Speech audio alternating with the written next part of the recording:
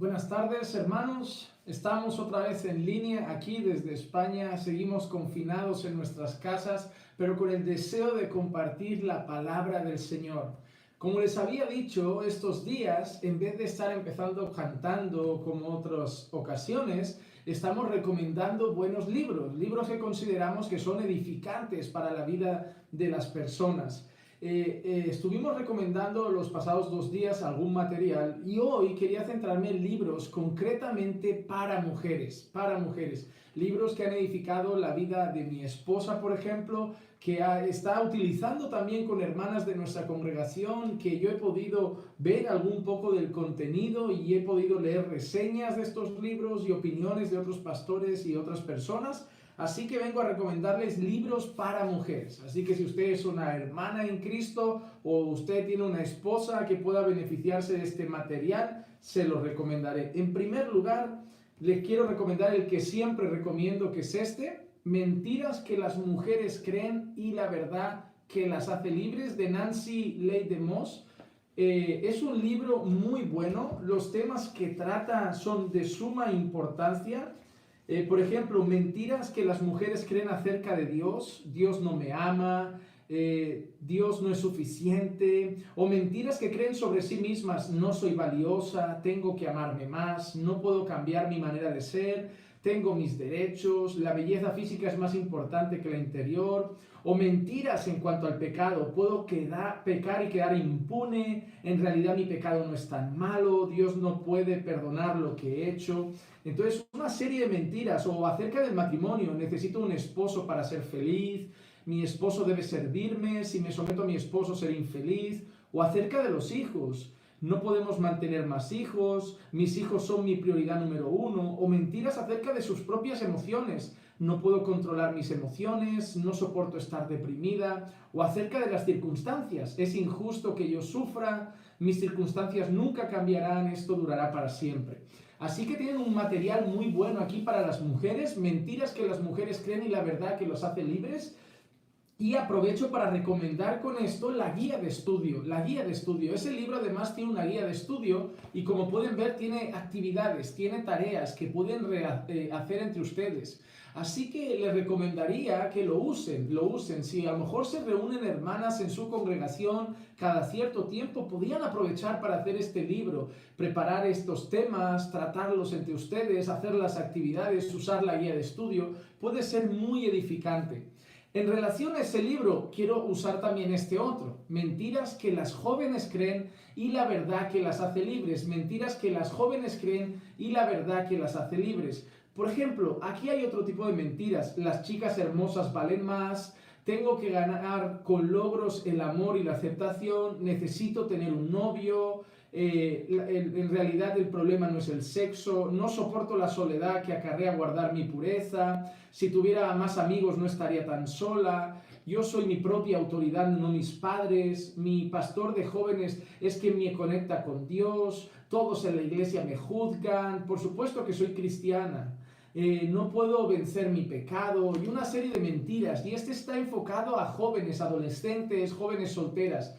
¿Cómo pueden usar este libro? Quizá usted es una hermana madura de su iglesia y quiere empezar a trabajar o discipular a una chica más joven. Este libro es muy bueno, es un material muy edificante. Todos los libros estos tienen base y fundamento bíblico en sus enseñanzas. O quizá usted tiene una hija adolescente, joven, y usted dice: ay, no sé cómo hablar del Señor con mi hija, temas de interés para mi hija. Pues este libro es excelente: Mentiras que las jóvenes creen y la verdad que las hace libres. Y aunque hablamos de mujeres, también este libro está para los hombres: Mentira que los hombres creen y la verdad que los hace libres.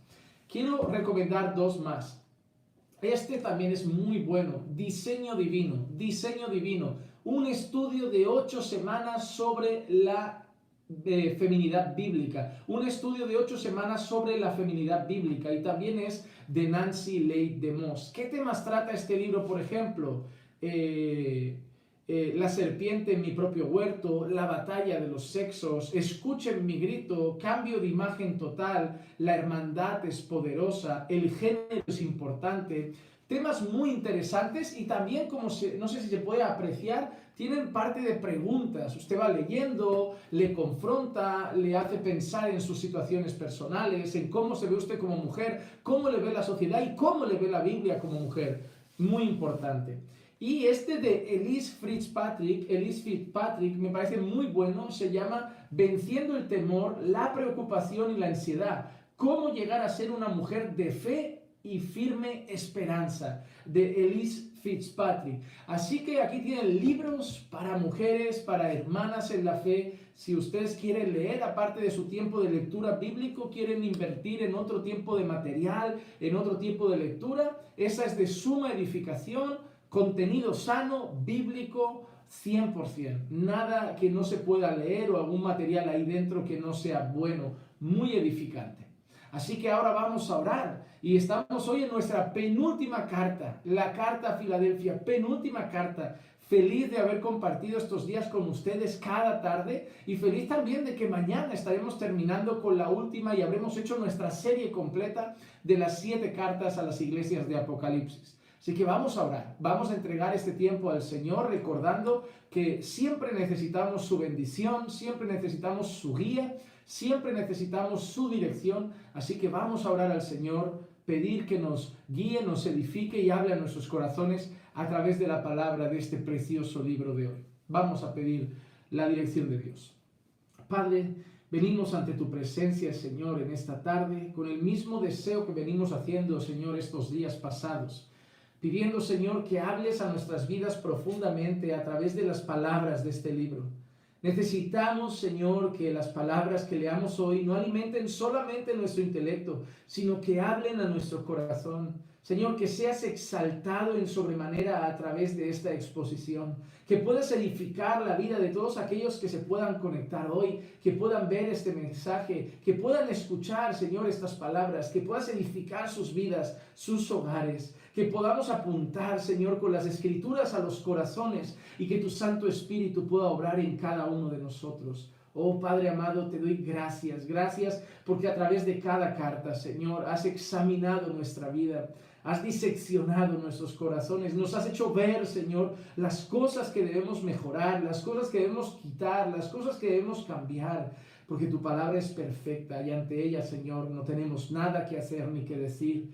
Por eso, Señor, esta tarde habla también con nosotros, habla a tu pueblo, habla a tu iglesia y edifica a cada persona que llegue a escuchar este vídeo. Te lo pido en el nombre de Jesús. Amén, amén y amén.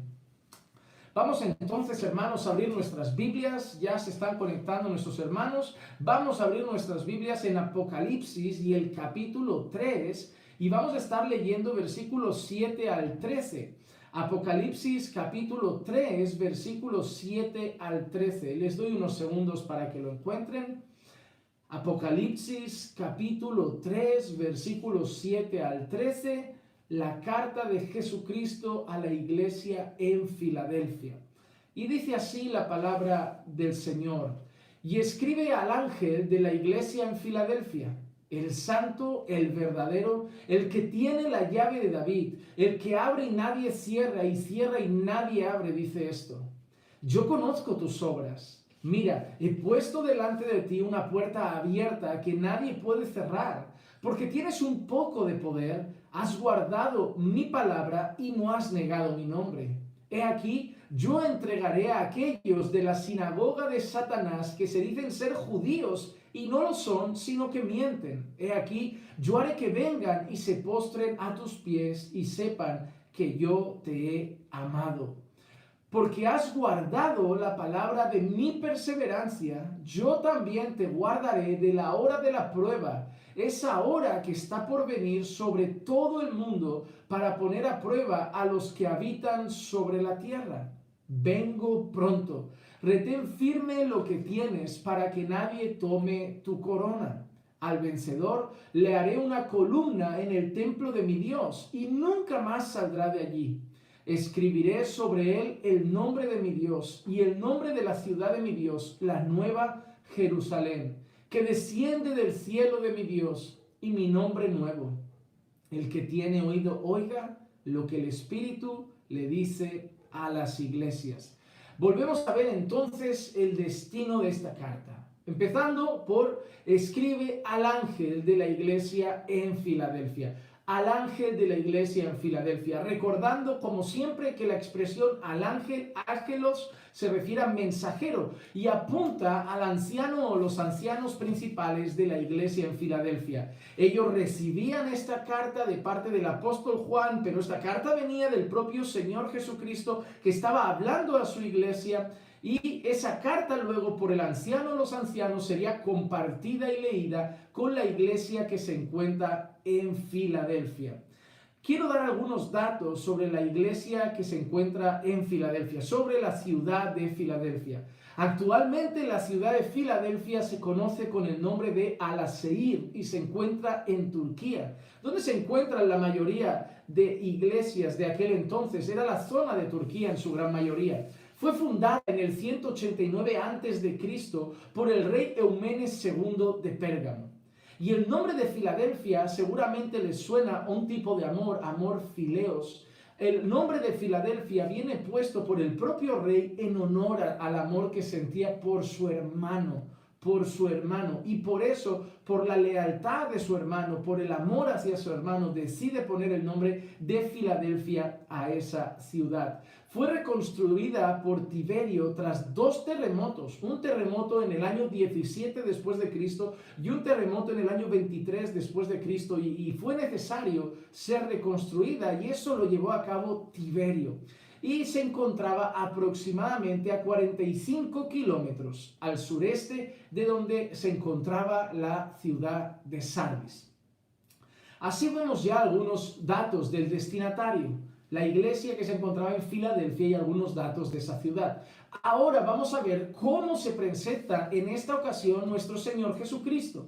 Hoy da varios datos sobre su persona, sobre sus cualidades. Dice varias cosas sobre sí. Entre ellas dice el santo, el verdadero, el que tiene la llave de David, el que abre y nadie cierra, el que cierra y nadie abre. Así que dividimos en estos 4 puntos para decir 4 cosas de nuestro Señor Jesucristo reveladas en este primer versículo. En primer lugar, el santo. En segundo lugar, el verdadero, el que tiene la llave de David y el que abre y nadie cierra y nadie abre. En primer lugar, se destaca como el santo. El santo es una expresión que apunta claramente al Señor. No habla de los santos como se refiere a nosotros cuando habla de los santos del Señor, de criaturas que han sido santificadas por Dios, sino que se menciona como el santo, mostrando que es algo único de Él. Nosotros sabemos que nosotros somos santificados por el Señor, pero que el Señor es santo en cuanto a su naturaleza. Nosotros no tenemos como atributo el ser santos, nosotros somos santificados por Dios y vamos siendo santificados por Dios. Sin embargo, Dios tiene eso en su naturaleza, en su esencia, es uno de sus atributos, su santidad. Y aquí se presenta Jesucristo mostrando claramente su deidad y su santidad, diciendo el santo, no otro santo, no un santificado más, el santo. El santo se está dirigiendo a su iglesia. Esto me hace pensar en Isaías capítulo 6, versículo 6, el momento en el que Isaías, el profeta Isaías, tiene ese encuentro y esa visión gloriosa del trono del Señor, y dice, y el uno al otro daba voces diciendo, santo, santo, santo, es el Señor de los ejércitos, llena está toda la tierra de su gloria. Nos encontramos a Isaías teniendo esa visión gloriosa y majestuosa del trono de Dios, y ante el trono de Dios, ahí se encuentran, donde Isaías está contemplando, hay unas figuras celestiales representadas en esa visión, y esas figuras celestiales, esos seres celestiales, se están expresando hacia Dios en tono de alabanza y exaltación con esa palabra, santo, santo, santo es el Señor de los ejércitos. La repetición en la literatura hebrea o en la manera de escribir judía de entonces, la manera de escribir de los hebreos de aquel entonces, usaban la repetición como señal de importancia. ¿Qué cosas usamos nosotros ahora, por ejemplo? Las mayúsculas. O podemos usar también los signos de exclamación, o subrayar, o en negrita, o hacemos cosas así. En aquel entonces era la repetición. Ustedes ven a veces a Jesús no diciendo de cierto te digo, sino de cierto te digo. de cierto te digo. Era como si Jesús estuviera diciendo, lo que te digo es muy importante, es de suma importancia. Todas sus palabras son importantes, obviamente, pero esas, las que empiezan como de cierto te digo, son expresiones que llaman la atención del oyente porque hay una repetición y eso significa, wow, esto es muy importante. Cuando nosotros leemos santo, santo, santo, a veces escucho a las personas decir, Dios es 3 veces santo. No es 3 veces santo. Si el escritor en aquel momento hubiera podido seguir escribiendo santo, lo habría hecho. Hubiera estado escribiendo santo, santo, santo, santo, santo, santo, santo, santo, santo, porque lo que quiere decir es santísimo, enormemente santo, estupendamente santo, majestuosamente santo. Yo lo definiría como santísimo, santo al extremo. Y esa es una esencia de Dios que está destacando Jesús de sí mismo. En Isaías 40, 25 leemos, por ejemplo, ¿a quién pues me haréis semejante para que yo sea su igual? Dice el Santo. Y está hablando Dios, Y en este momento se presenta Jesús diciendo el Santo. Así que Jesús es Dios. En segundo lugar, Jesús da otra indicación, dice el verdadero. En Él está la verdad, Él es la esencia de la verdad, Él es el origen de la verdad, Él es la fuente de la verdad, Él es la naturaleza en sí misma de la verdad, Él es la verdad. Él mismo dice en Juan 14, 6, Jesús le dijo, yo soy el camino y la verdad y la vida, nadie viene al Padre si no es por mí, si no es por mí. Él mismo se presenta como la verdad. Jesús no viene a traer una verdad. Jesús no viene a traer otra verdad. Jesús no viene a traer ni siquiera la verdad. Él es la verdad. Él es la naturaleza y la esencia de la verdad, porque Él es el verdadero. Él es veraz, en Él no hay mentira, en Él no hay error, en Él no hay engaño. Él es el verdadero. Y cuando también se presenta como el verdadero, está dando a entender que cualquier otro Dios es falso. Él es el verdadero. Baal, las aceras, todo lo demás es falso. Afrodita, Diana, Cibeles, Marte, Mercurio, cualquier otro ídolo y deidad es falso. Él es el santo y Él es el verdadero. Ahora empieza a hablar que tiene la llave de David. Tiene la llave de David. ¿Qué podemos ver en esto? Cuando la expresión que rodea a Jesús relaciona a Jesús con David, algo que tiene que ver con David, está apuntando directamente a su naturaleza mesiánica. Nosotros sabemos que Jesús es el Señor, que Jesús es Dios. Pero ustedes saben que para muchos judíos Jesús no pasó de un profeta o de un rabino, de un maestro. Para algunos lo tuvieron por un loco. Sin embargo, para un judío hay una cosa muy importante y es la siguiente: su Mesías, el Mesías esperado, tenía que ser del linaje de David, descendiente de David. Cuando Jesús se relaciona con David en algunas expresiones, está dejando claro que es el Señor, pero además de eso, es el Mesías. Es del linaje de David, es el Mesías anunciado, Mesías esperado y Mesías que había llegado y que los judíos no habían visto. Isaías capítulo 22, versículos 20 al 25 leemos lo siguiente. Y sucederá en aquel día que llamaré a mi siervo Eliaquim, hijo de Hilcías. Lo vestiré con tu túnica, con tu cinturón lo ceñiré, tu autoridad pondré en su mano y llegará a ser un padre para los habitantes de Jerusalén y para la casa de Judá. Entonces pondré la llave de la casa de David sobre su hombro. Cuando él abra, nadie cerrará. Cuando él cierre, nadie abrirá. Ojo, vamos a leer esto otra vez. Es exactamente lo que hemos leído. El que tiene la llave de David, el que abre y nadie cierra, el que cierra y nadie abre. Y ahora estamos hablando en Isaías y leemos: sucederá que en aquel día llamaré a mi siervo Eliaquim, hijo de Hilcías. ¿Y qué dice de Eliaquim, hijo de Hilcías? Lo vestiré con una túnica, con tu cinturón lo ceñiré, tu autoridad pondré en su mano y llegará a ser un padre para los habitantes de Jerusalén y para la casa de Judá. Entonces pondré la llave de la casa de David sobre su hombro. Cuando él abra, nadie cerrará. Cuando él cierre, nadie abrirá.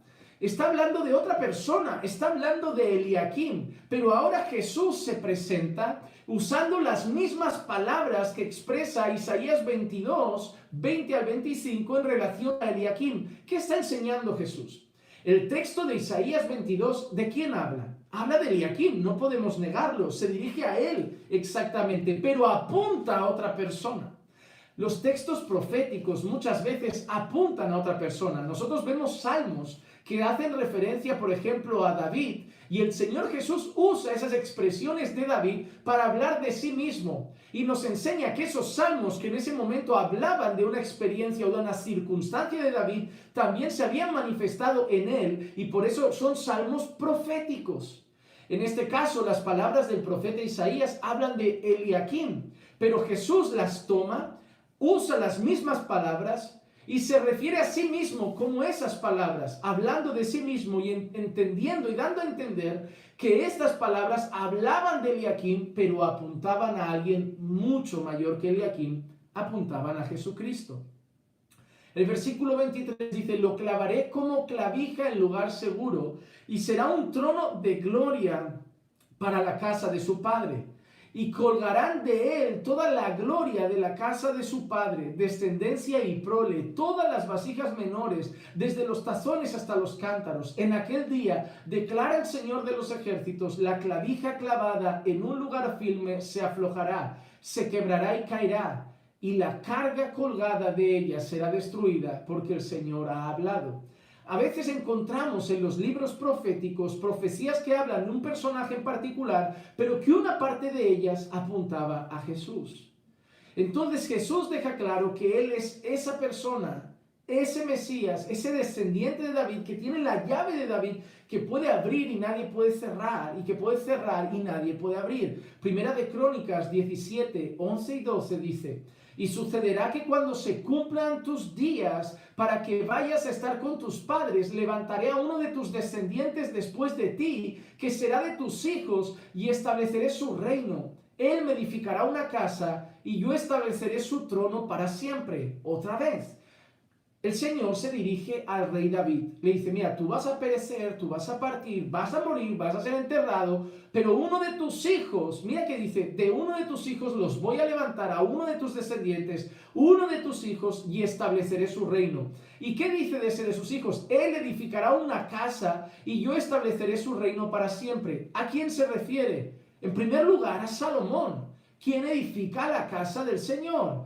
Entonces está apuntando en primer lugar y de forma directa a Salomón. David, uno de tus hijos, en este caso Salomón, lo voy a levantar, lo voy a tomar como rey a uno de tus descendientes, y me va a edificar una casa. Pero ahora la pregunta es esta: y yo estableceré su trono para siempre. ¿El trono de Salomón duró para siempre? No. ¿El trono de Salomón fue perpetuo? No. Ya no hay nadie en ese trono, ya no está ese trono, su linaje ya no está reinando. Entonces, ¿para qué? ¿De quién habla el Señor? En primer lugar, apunta a Salomón, pero el otro descendiente de David que iba a tener un trono para siempre y por toda la eternidad es Cristo, el Mesías anunciado. Así que Jesús se presenta como el santo, se presenta como el verdadero, se presenta como aquel que viene del linaje de David, aquel que tiene la llave de David, y la expresión, el que abre y nadie puede cerrar, y cierra y nadie puede abrir, ¿a qué les hace pensar? Claramente en su soberanía. Él tiene una voluntad férrea, una voluntad determinante, que lo que Él quiere hacer se hace. Si Él quiere abrir una puerta, aunque todos empujen, no se va a cerrar. Y si Él quiere cerrar una puerta, aunque todos empujen, no se va a abrir. Hermano, les voy a decir una cosa: si el Señor quiere hacer algo a su favor, nadie lo va a impedir. Pero si el Señor quiere hacer algo en su contra, nadie lo podrá impedir. Si el Señor hoy quisiera darnos una bendición, y el mundo entero, Satanás, sus demonios y todo el mundo quisiera impedirlo, sería imposible, porque la voluntad de Dios se hace siempre. Nadie puede impedir que la voluntad de Dios sea hecha. Vamos entonces al segundo punto.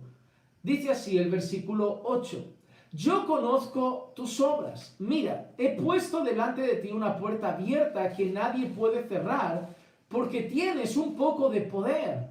Has guardado mi palabra y no has negado mi nombre. He puesto delante de ti una puerta que nadie puede cerrar, porque tienes un poco de poder. Has guardado mi palabra y no has negado mi nombre. Ahora nos encontramos al Señor hablando con esta iglesia, con la iglesia en Filadelfia. Y a esta iglesia el Señor le está diciendo, no le está hablando mucho de su tribulación, no le está hablando mucho de su sufrimiento, no le está hablando mucho de su adversidad. Así que parece que no es una iglesia sufriente como las que hemos estado viendo.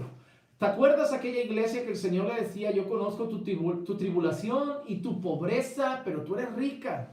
En este caso el Señor no está destacando el sufrimiento, ni las cargas, ni la persecución en este momento. El Señor no está hablando de eso en este momento. Así que es posible que sea una iglesia situada en un lugar que precisamente y en cuanto a persecución, sufrimiento y dolor no estuviera tan perseguida como las otras iglesias. Sin embargo, el Señor dice de ello lo mismo. Yo conozco tus obras. El Señor vuelve a recordar a su iglesia que Él es omnisciente, que ve todo, que sabe absolutamente todas las cosas. El Señor ve sus obras, conoce sus obras, sabe sus obras. Y esto nos debe volver a hacer pensar en eso que hablábamos el otro día. El Señor nos ve, hermanos, no pasa por alto nuestra labor, no pasa por alto nuestro esfuerzo. A veces me reúno con pastores que me dicen, pastor, yo me esfuerzo, pero parece que no vale para nada, parece que no veo resultados. ¿Será que el Señor ve mi trabajo? ¿Será que el Señor ve mi sacrificio? ¿Será que el Señor ve mi esfuerzo? Y yo les dejo claro, el Señor ve tus obras. Mira las cartas, yo conozco tus obras. El Señor ve tu esfuerzo y tu dedicación. Además de eso, la palabra de Dios dice que nada de lo que hacemos al Señor es en vano. Nada de lo que hacemos para el Señor es en vano. Entonces, hermano, Dios ve tus obras. Quizá trabajas y te da la sensación de que no hay recompensa. Pero no debes trabajar buscando recompensa. Haz las cosas de manera incondicional. Sirve al Señor de forma incondicional. Sirve a tus hermanos de forma incondicional. No esperes reconocimiento público. No esperes reconocimiento de los hombres. Y no esperes que vayan lloviendo bendiciones del cielo. Porque si no, en el fondo estarás siendo egoísta, ¿verdad? Estarás trabajando solo por las bendiciones. Hermano, déjame hacerte una pregunta. ¿Tú seguirías esforzándote por servir al Señor aunque el Señor no te recompensara en nada más? Es decir, el Señor te ha salvado, pero ahora tú seguirías sirviendo al Señor si te dijera, mira, te doy mi salvación, pero nada más. No voy a hacer nada más te voy a dar, nada más de lo que me pidas. Simplemente te voy a salvar. La salvación es suficiente para ti. Realmente te pregunto, su gracia te basta. Recuerdan a Pablo pidiendo que Dios le quitara esos aguijones de la carne y el Señor le dice, bástate mi gracia. Pablo, te he salvado. Matabas creyentes, asesinabas. Sirves al Señor por su amor y misericordia. ¿Saben qué? Hay muchas personas que reclaman al Señor constantemente. Señor, ¿por qué esto? ¿Por qué aquello? En el fondo le estamos diciendo al Señor, Señor, yo no merezco esto. Yo no merezco esto. A mí no me tienen que pasar estas cosas. Yo soy bueno. Pero hermano, cuando uno ha entendido el Evangelio, cuando uno sabe que se iba al mismo infierno y el Señor lo ha salvado del mismo infierno y le ha otorgado vida eterna, esa persona se vuelve agradecida y se entrega al Señor por amor y gratitud. Hermano, todo aquel que hace algo en la obra del Señor, todo aquel que sirve en la iglesia, simplemente buscando reconocimiento, cuando el reconocimiento no llega o los resultados que esperaba no llega, desiste de la labor. Pero aquel que sirve, aquel que hace, aquel que trabaja, que obra y que ama, simplemente en gratitud por lo que el Señor ya nos ha dado, ese va a perseverar. Cuando el Evangelio es la motivación, nosotros, hermanos, servimos por amor y no necesitamos a nadie que nos esté diciendo, haz esto, haz aquello, haz lo otro, porque el Evangelio nos ha hecho tan agradecidos, nos ha hecho sabemos que somos tan inmerecedores de nada y somos tan agradecidos por todo y en especial tan agradecidos por la salvación que empezamos entonces a servir solamente por amor y gratitud. El Señor conoce las obras de la iglesia de Filadelfia y le dice a esta iglesia lo siguiente, me parece muy interesante, he puesto delante de ti una puerta abierta que nadie puede cerrar. Me hace mucha gracia que las personas hoy en día normalmente utilizan la expresión una puerta abierta para hablar de trabajo, de dinero, de cosas materiales. No, el Señor te va a abrir una puerta, el Señor te va a abrir una puerta. Y casi siempre lo hacen refiriéndose a cosas materiales, a dinero, a trabajo, a oportunidades de negocio, cosas así, egoístas realmente. Pero cuando yo leo que el Señor le dice a Filadelfia, he puesto delante de ti una puerta abierta en las Escrituras. Y quiero leer dos pasajes para que veamos de qué hablan estos pasajes. En primer lugar, quiero leer Hechos, capítulo 14 y versículo 27. Libro de los Hechos, capítulo 14, versículo 27 dice: cuando llegaron y reunieron a la iglesia, informaron de todas las cosas que habían hecho y cómo había abierto a los gentiles la puerta de la fe. El libro de Hechos llegan contando las maravillas del Señor, todas las cosas que el Señor ha hecho a través de ellos, dice, y cómo había abierto a los gentiles la puerta de la fe. En este caso se refiere a la salvación, de cómo el Señor había abierto la puerta de la fe a los gentiles, cómo les había abierto a los gentiles una puerta que llevaba a la salvación, cómo el Señor había salvado a los gentiles, había alcanzado a los gentiles. Así que en esta primera instancia, en Hechos 14, 27, se refiere a algo que tiene que ver con la salvación y con el Evangelio. Están diciendo cómo Dios ha permitido que llevemos el Evangelio a los gentiles, cómo Dios ha permitido que prediquemos a los gentiles, cómo Dios ha permitido que llevemos las buenas nuevas de salvación a los gentiles y ha abierto la puerta de salvación a los gentiles. Les ha abierto la puerta de la fe para que crean y sean salvos. Otro texto. Segunda carta de Pablo a los Corintios, capítulo 2, versículo 12. Segunda carta de Pablo a los Corintios, capítulo 2 y versículo 12. Dice así: cuando llegué a Troas para predicar el Evangelio de Cristo y se me abrió una puerta en el Señor. Llegué a Troas para predicar el Evangelio de Cristo y se me abrió una puerta en el Señor. Otra vez relaciona una puerta abierta con el hecho de predicar el Evangelio. Pablo usaba la expresión una puerta abierta cada vez que veía una oportunidad de predicar el Evangelio.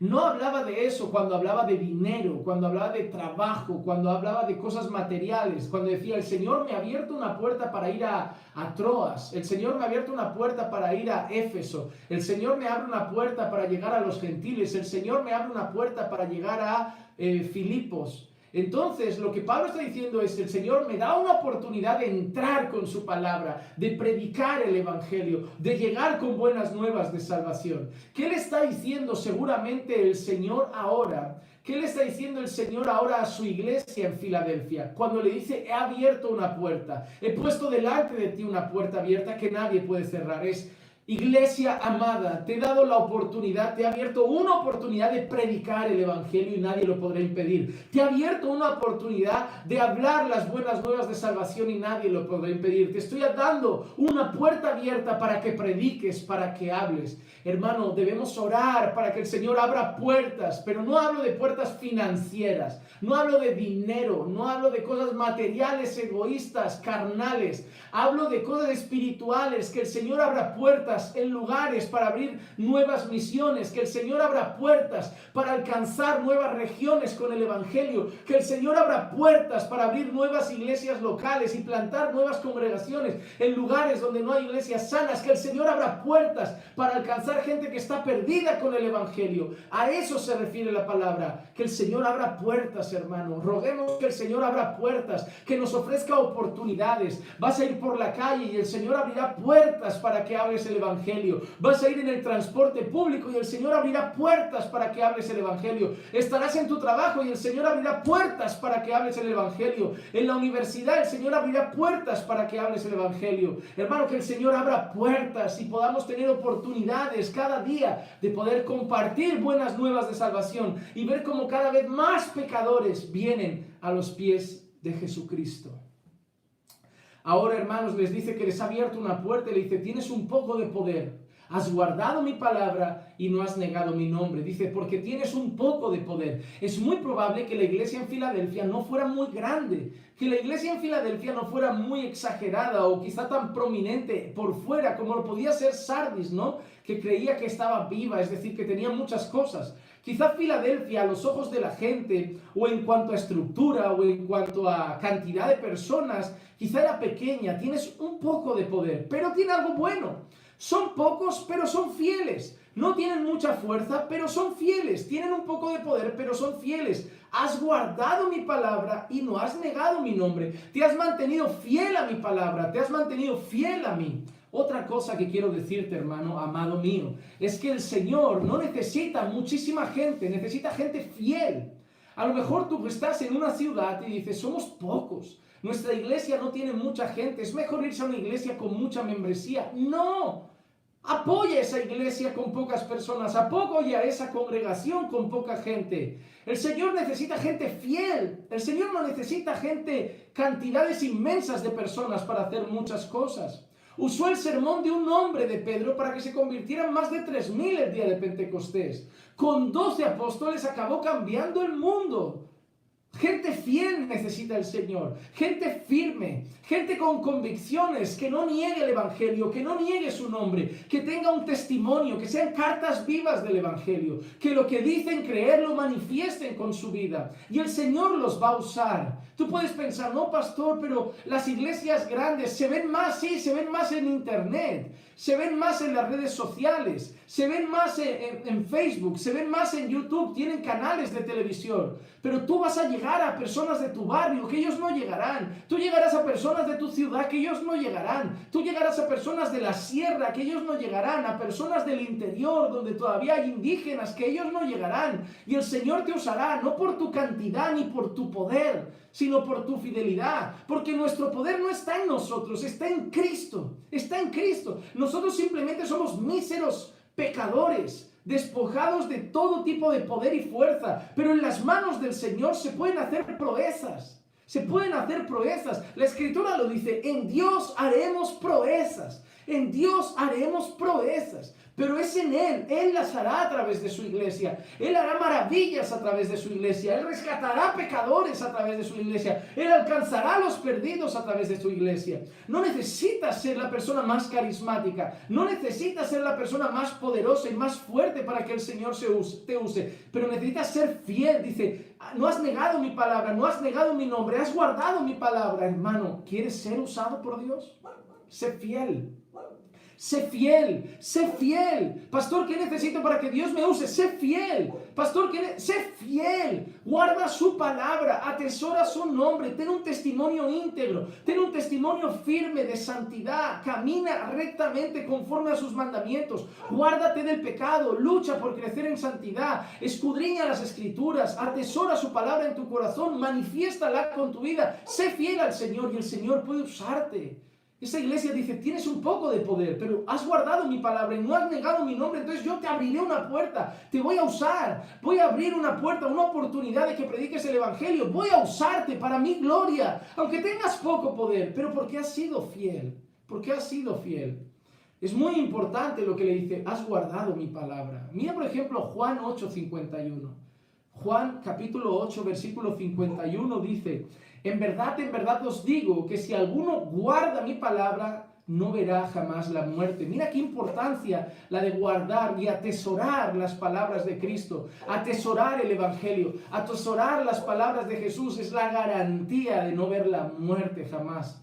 Y mira lo que dice Primera de Juan, capítulo 2 y el versículo 5. Primera de Juan, capítulo 2 y el versículo 5. Pero el que guarda su palabra, en él verdaderamente el amor de Dios se ha perfeccionado. En esto sabemos que estamos en él. El que guarda su palabra, en él verdaderamente el amor de Dios se ha perfeccionado. Y en esto sabemos que estamos en él.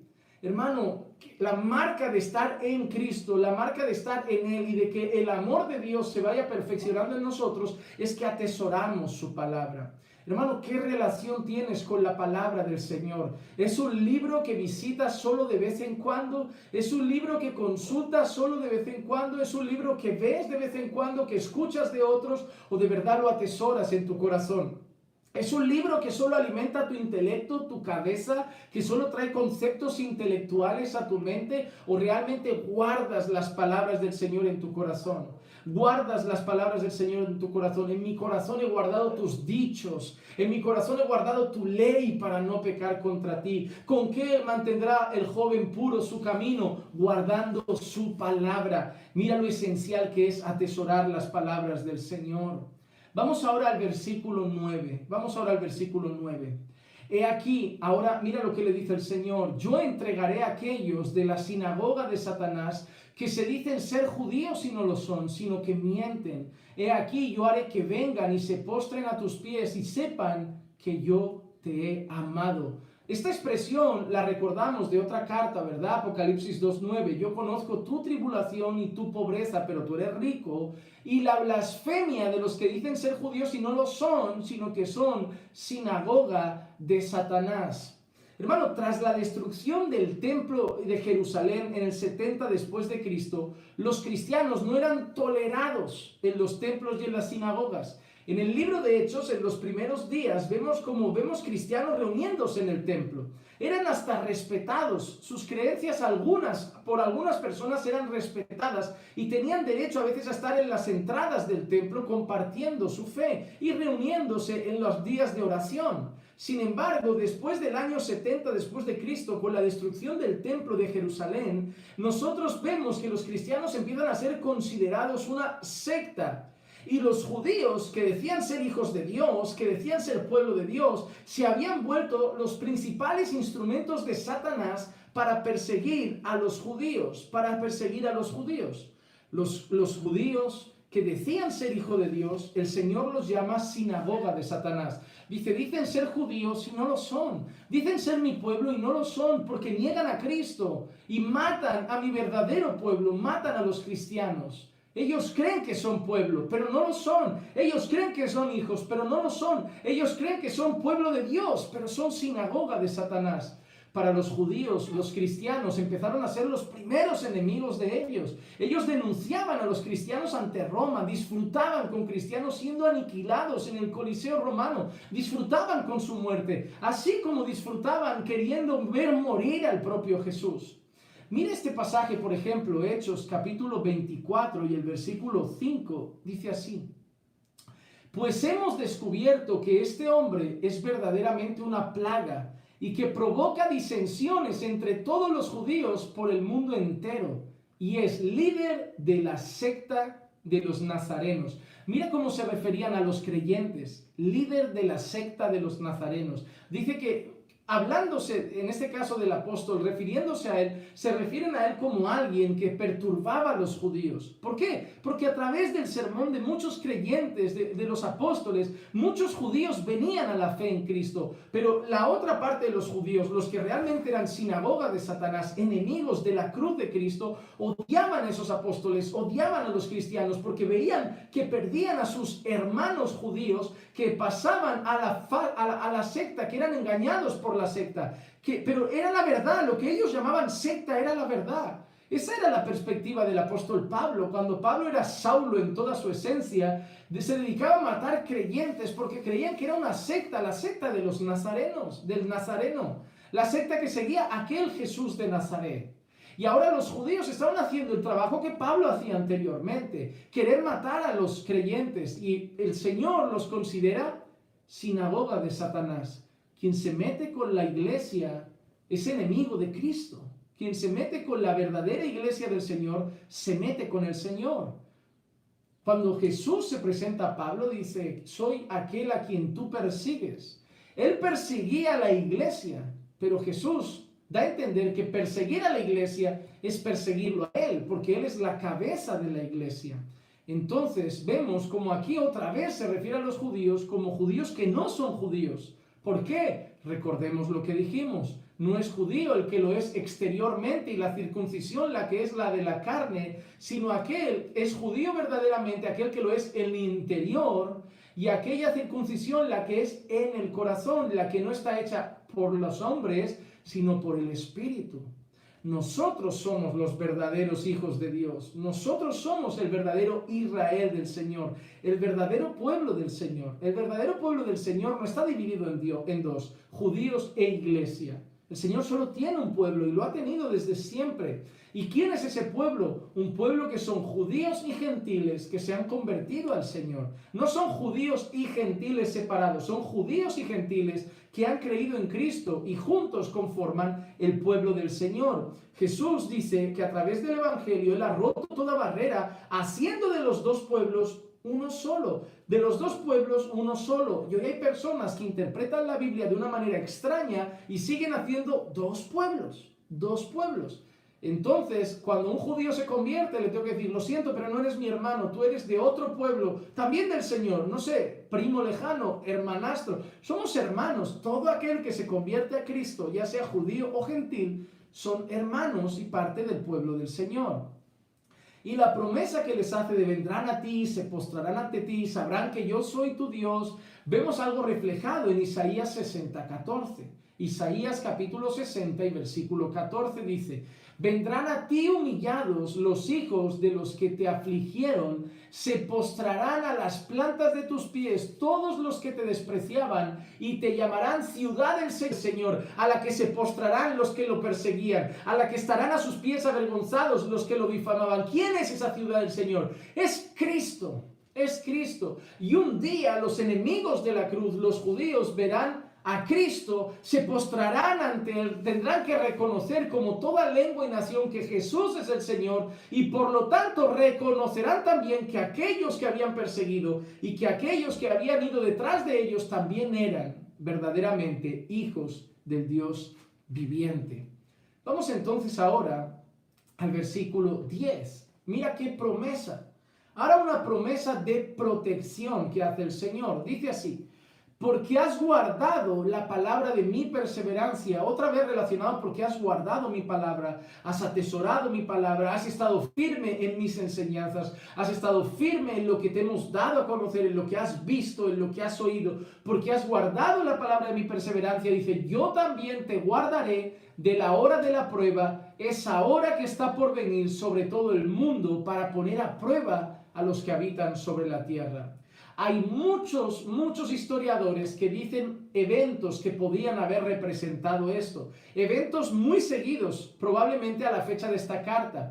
Esta carta, que es muy probable que a lo mejor se escribiera alrededor del año 90 después de Cristo. Hay diferentes fechas sobre eso. Pero esta carta, probablemente después de ser leída, después de ser escrita, probablemente tiempo después, el pueblo en Filadelfia y en todos los alrededores de la región donde imperaba el Imperio Romano estaría sometido a duras pruebas que vendrían contra el mundo. Y el Señor dice que los va a guardar en ese momento de la prueba. Hay personas que entienden por este pasaje, yo solo lo hago saber, no comparto ese pensamiento, tampoco me voy a pelear con ellos, ni los tacho de incautos o de necios, pero que creen que esto hace referencia al tiempo de la tribulación futura, en el que el Señor guardará a su iglesia. Incluso los que son defensores de la postura de un arrebatamiento pretribulacional y no en la segunda venida post-tribulacional, creen que se refiere a eso exactamente, a que la iglesia será llevada y entonces vendrá esa prueba dura para el mundo que habrá de venir sobre el mundo y el Señor entonces la estará protegiendo. Pero hemos visto en todas las cartas que esto no apuntaba a algo futuro. Esto era para una iglesia en concreto. Eran avisos para iglesias y para el momento que estaban viviendo, para las situaciones de aquel momento. Entonces, en este caso, le está avisando a esa iglesia que viene algo que esa iglesia va a pasar y que el Señor le va a guardar. Por ejemplo, hermanos, cuando pasa lo del arca de Noé, el momento del diluvio, ¿el Señor se lleva a su pueblo o está en el mundo durante el diluvio? El pueblo de Dios se encuentra en el mundo durante el diluvio, ¿sí o no? Pero se encuentra protegido por el Señor a través del arca. Otro ejemplo, cuando llegan las plagas a Egipto y sobre todo la muerte de los primogénitos, el pueblo de Dios no es arrancado de Egipto para librarse de las plagas. El pueblo de Dios no es arrancado de Egipto para librarse de la muerte, sino que el Señor, dentro de ese pueblo donde está pasando todo, el Señor cuida a su pueblo. No lo quita. En medio de las pruebas el Señor lo protege. En medio del diluvio el Señor lo guarda. En medio de las plagas y de la muerte el Señor lo protege. ¿Quién es el arca ahora? ¿Cuál es la sangre del Cordero ahora? Es Cristo. Entonces, en medio de las circunstancias y en medio de las tribulaciones, el Señor guarda a su pueblo. Guarda a su pueblo. El Señor sigue siendo nuestra arca y nuestro refugio. El Señor sigue siendo la sangre en los dinteles de la puerta que nos protege. del mal que va a venir contra este mundo. Y aquí, a la iglesia en Filadelfia, el Señor le está diciendo, va a venir un gran mal contra este mundo, pero yo te voy a guardar a ti. Yo te voy a proteger. Va a venir un mal para poner a prueba a los habitantes de la tierra, a los que están allí, pero yo te voy a proteger. Entonces el Señor tiene una promesa no de quitarlos y mandar el mal al mundo, sino de protegerte en el momento de ese mal que viene contra el mundo para los habitantes de la tierra. ¿Cuál fue exactamente la guerra, la pandemia, la peste, lo que sucedería en aquel entonces que exactamente refleje eso? Hay diferentes opiniones, pero lo que el Señor sí deja claro, y de eso no podemos discutir, es que el Señor iba a guardar a su iglesia en medio de esas circunstancias. Miren, por ejemplo, en una de las oraciones intercesoras de Jesús al Padre por sus discípulos, me gusta mucho esta frase. Mira lo que dice Juan 17:15. No te ruego que los saques del mundo, sino que los guardes del maligno. El Señor Jesús sabía que sus discípulos iban a sufrir. En este mundo tendréis aflicción, pero cobrad buen ánimo, yo he vencido al mundo. Rogando al Padre dice, no te ruego que los saques del mundo, pero cuídalos del maligno. Cuídalos del maligno. El Señor muchas veces ha dejado a su iglesia en medio de situaciones difíciles. Porque yo te digo una cosa, yo le encuentro propósito a que la iglesia esté en medio de esos momentos.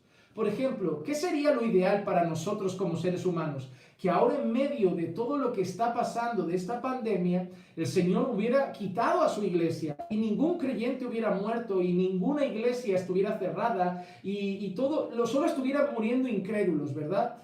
Sería lo ideal para nosotros como humanos, que el Señor se hubiera llevado ahora a su iglesia y todo el mundo que estuviera muriendo infectado fuera simplemente gentiles, incrédulos, impíos. Pero ¿por qué el Señor permite que su iglesia siga aquí en medio de algo tan grave? ¿Por qué algunos se enferman y acaban en hospitales? ¿Quién va a predicar a los que están en los hospitales? Sino un creyente que pueda estar en el hospital.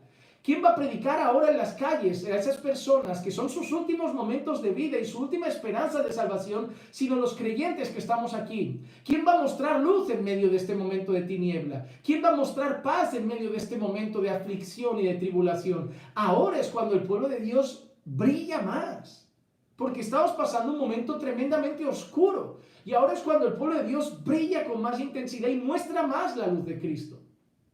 En ningún momento el Señor ha dicho que la iglesia no sufrirá, pero el Señor ha dejado muy claro siempre que estará con su iglesia en medio de esos momentos. Iglesia, prepárate para sufrir. Te lo digo en serio. ¿Cómo le vas a decir a los que están en Corea siendo degollados, a los que están en la India siendo quemados vivos, en Nigeria siendo quemados dentro de las iglesias, que el Señor los guardará de la tribulación o de la gran tribulación? Para ellos están siendo quemados vivos. Mujeres han perdido a sus maridos fusilados. Les cortan el cuello. Los entierran vivos. Les hacen atrocidades. Y tú les dices que el Señor los guardará de la prueba que ha de venir. ¿Qué cosa peor viene para ellos? Pero será pero ellos ya lo están viviendo. Sí, a lo mejor nosotros no lo vivimos. Todavía no lo experimentamos. Igual no lo llegamos a experimentar a ese nivel. Pero el Señor no ha dicho que en medio de todo eso va a quitarlo. No, al contrario. Que vamos a ser como ovejas en medio de lobos. Vamos a estar atribulados, perseguidos, pero no angustiados, pero siempre confiantes. Cuando yo leo las palabras de Pablo, las leí el otro día, las quiero volver a compartir. Primera carta a los Corintios, capítulo 11, versículo 23 al 28. Son servidores de Cristo. Hablo como si hubiera perdido el juicio, yo más. En muchos más trabajos, en muchas más cárceles, en azotes, un sinnúmero de veces, a menudo en peligro de muerte. 5 veces he recibido de los judíos 39 azotes. 3 veces he sido golpeado con varas. 1 vez fui apedreado. 3 veces naufragué y he pasado una noche y un día en lo profundo. Con frecuencia en viajes, en peligros de ríos, peligros de salteadores, de mis compatriotas, de los gentiles, en la ciudad, en el desierto, en el mar, entre falsos hermanos, en trabajos y fatigas, en muchas noches de desvelo, hambre y sed, a menudo sin comida, en frío y desnudez. Además de tales cosas externas, está sobre mí la presión cotidiana de la preocupación por todas las iglesias. Pero Pablo no renunció de su fe. Cuando estaba preso con Silas a medianoche, Pablo y Silas cantaban alabanzas al Señor, porque eran conscientes. El Señor ha dicho que está con nosotros, no importa que estemos presos. Y el Señor tiene esa promesa de protección para su iglesia en Filadelfia. Iglesia, el Señor nos guarda. Y si el Señor permite que algunas desgracias pasen en las iglesias, es porque así es su voluntad y debemos aceptarla, pero eso no significa que el Señor nos haya dejado de guardar. Vamos a adelantar ya el tiempo. Al versículo 11 dice así: vengo pronto, retén firme lo que tienes para que nadie tome tu corona. En primer lugar, la expresión vengo pronto es una expresión que leemos mucho en el libro de Apocalipsis. El Señor diciéndole vengo pronto, vengo pronto. El propio apóstol Pablo anunciaba la venida de Jesús como si fuera algo que viniera pronto. Los apóstoles así lo hacían y en el libro de Apocalipsis aparece más de una vez esa expresión, vengo pronto, vengo pronto. Cito algunas. Apocalipsis 22:7, he aquí, yo vengo pronto. Bienaventurado el que guarda las palabras de la profecía de este libro. Los llamaba a guardar las palabras de este libro porque él venía pronto. Apocalipsis 22:12, he aquí, yo vengo pronto y mi recompensa está conmigo para recompensar a cada uno según su obra. Apocalipsis 22, versículo 20, el que testifica estas cosas dice, sí, vengo pronto, amén, ven Señor Jesús. Zacarías 2:10 dice, canta de júbilo y alégrate, oh hija de Sión, porque aquí vengo y habitaré en medio de ti, declara el Señor. El Señor en el libro de Apocalipsis habla de su pronta venida. Hermano, lo que más me preocupa es que hay personas que esperan unos eventos de cierta manera que no viven como si el Señor fuera a venir pronto. No, deben quedar unos 1000 años, yo puedo relajarme y me pondré firme con el Señor al final de mis días. No, hermano, el Señor viene pronto. Yo quiero decirte esto y quiero que te lo grabes en el corazón. Viene pronto, vive cada día como si el Señor fuera a volver ese día, porque el Señor viene pronto, viene pronto.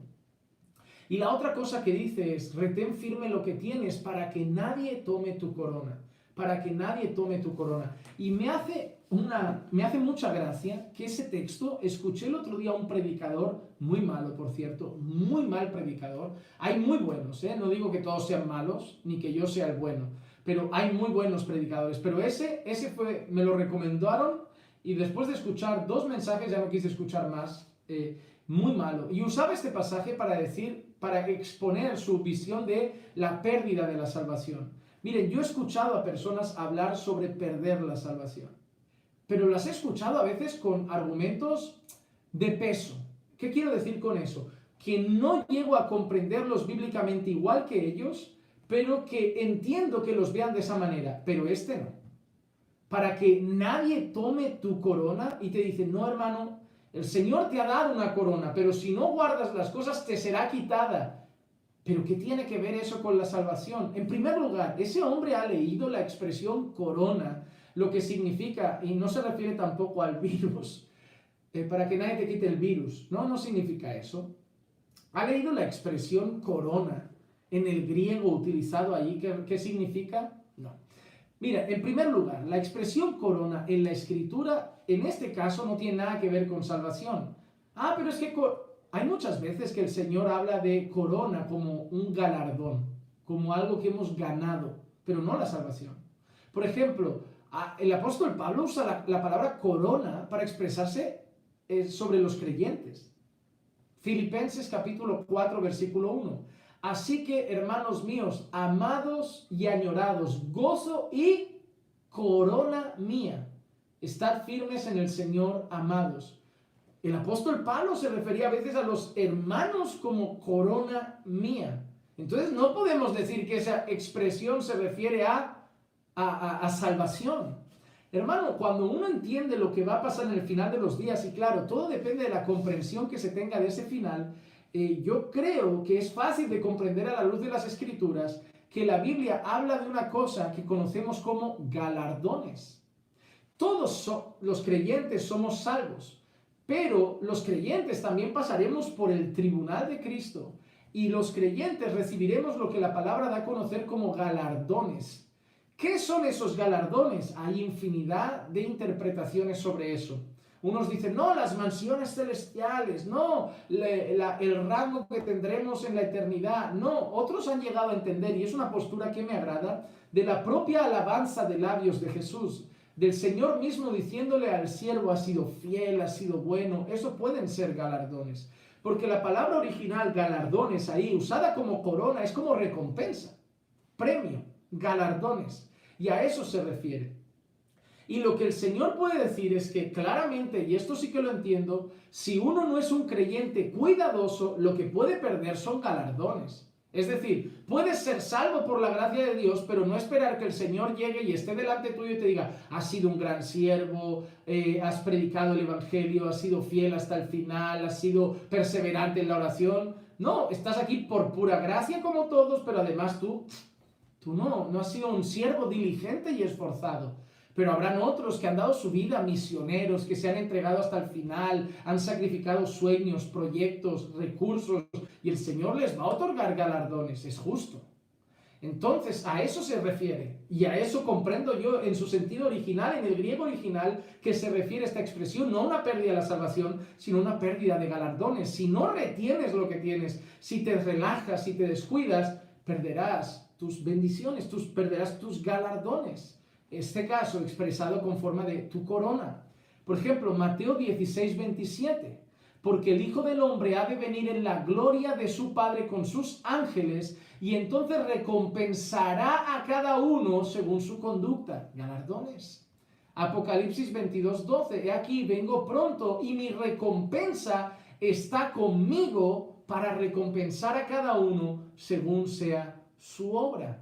Hay un juicio para una eternidad gloriosa o un castigo eterno tremendo. Sin embargo, para los creyentes que van a esa eternidad, hay unos galardones esperando para cada hijo de Dios. Y ese es el aviso que hace el Señor. Y ahora le da el último regalo maravilloso, y a mí me apasiona esta expresión del versículo 12.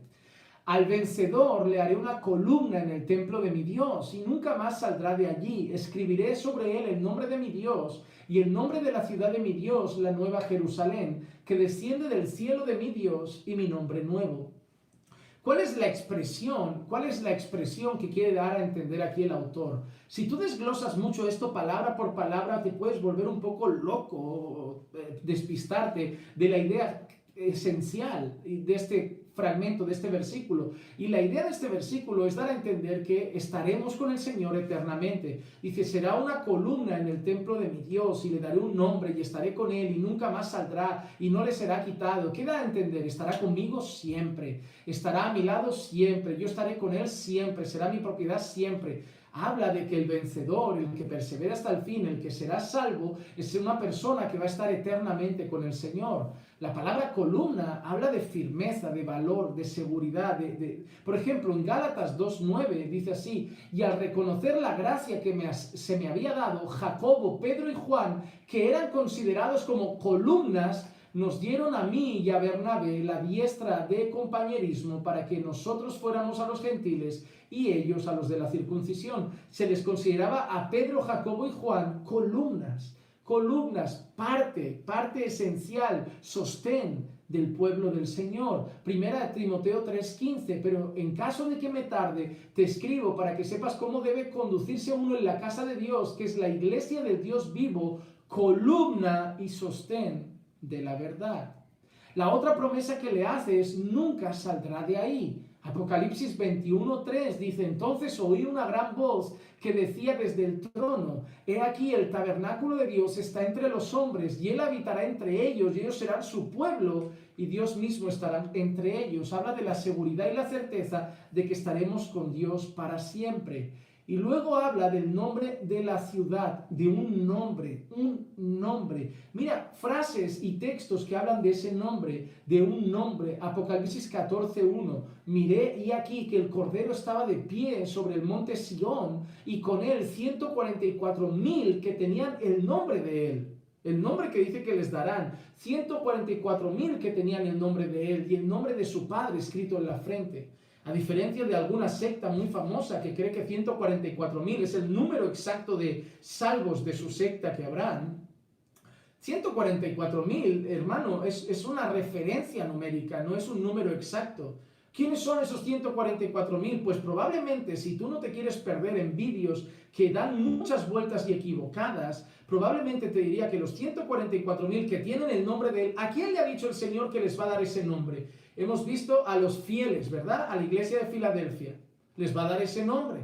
Habla de ser suyos, de estar con Él, de ser de su propiedad. Y aquí habla de 144,000 que tenían el nombre de Él y el nombre de su Padre escrito en la frente. ¿Quiénes son esos 144,000? ¿Eran todos de Filadelfia? No. ¿A qué se refiere? A creyentes. A creyentes. Lo que está refiriéndose a 144,000 son creyentes que pertenecían al Señor. Apocalipsis 22:4. Ellos verán su rostro y su nombre estará en sus frentes. Y luego habla de esa gran ciudad, la Nueva Jerusalén. ¿Dónde podemos ver cosas de esa gran ciudad? Apocalipsis 21:2. Y vi la santa ciudad, la Nueva Jerusalén, que descendía del cielo de Dios, preparada como una novia ataviada para su esposo. Y esta referencia la voy a leer entera porque me parece preciosa. Apocalipsis capítulo 21, versículo 10 al 27. Y me llevó en el espíritu a un monte grande y alto, y me mostró la ciudad santa, Jerusalén, que descendía del cielo de Dios, y tenía la gloria de Dios. Su fulgor era semejante al de una piedra muy preciosa, como una piedra de jaspe cristalino. Tiene un muro grande y alto con 12 puertas, y en las puertas 12 ángeles, y en ellas había nombres escritos, que son los de las 12 tribus de los hijos de Israel. Había 3 puertas al este, 3 al norte, y 3 al sur, y 3 al oeste. El muro de la ciudad tenía 12 cimientos, y en ellos estaban los 12 nombres de los 12 apóstoles del Cordero. Tenían 12 cimientos, columnas prácticamente es la traducción, y estaba el nombre de los 12 apóstoles del Cordero. 12 columnas. ¿Te acuerdas que antes Pablo ha dicho esos 3 nombres? Dice que son columnas, columnas. Y aquí dice que en esas columnas, esos cimientos estaban, mira lo que dice. En el muro tenía 12 cimientos y en ellos estaban los nombres de los 12 apóstoles del Cordero. No los nombres de los 300 apóstoles modernos, 3,000 apóstoles modernos, de los 12 apóstoles del Cordero. Y el que hablaba conmigo tenía una vara de medir de oro para medir la ciudad, sus puertas y su muro. Y la ciudad estaba sentada en forma de cuadro, y su longitud es igual que su anchura. Y midió la ciudad con la vara, 12,000 estadios, y su longitud, anchura y altura son iguales. Y midió su muro 144 codos, según medida humana, que es también de ángel. El material del muro era jaspe, y la ciudad era de oro puro, semejante al cristal puro. Los cimientos del muro de la ciudad estaban adornados con toda clase de piedras preciosas. El primer cimiento jaspe, el segundo zafiro, el tercero ágata, el cuarto esmeralda, el quinto sardónice, el sexto sardio, el séptimo crisólito, el octavo berilio, el noveno topacio, el décimo crisopraso, el 11º jacinto y el 12º amatista. Las 12 puertas eran 12 perlas. Cada una de las puertas era de una sola perla, y la calle de la ciudad era de oro puro como cristal transparente. Y no vi en ella templo alguno, porque su templo es el Señor, el Dios Todopoderoso y el Cordero. La ciudad no tiene necesidad de sol ni de luna que la iluminen, porque la gloria de Dios la ilumina, y el Cordero es su lumbrera. Y las naciones andarán a su luz, y los reyes de la tierra traerán a ella su gloria. Sus puertas nunca se cerrarán de día, pues allí no habrá noche. Y traerán a ella la gloria y el honor de las naciones, y jamás entrará en ella nada inmundo, ni el que practica abominación y mentira, sino solo aquellos cuyos nombres están escritos en el libro de la vida del Cordero.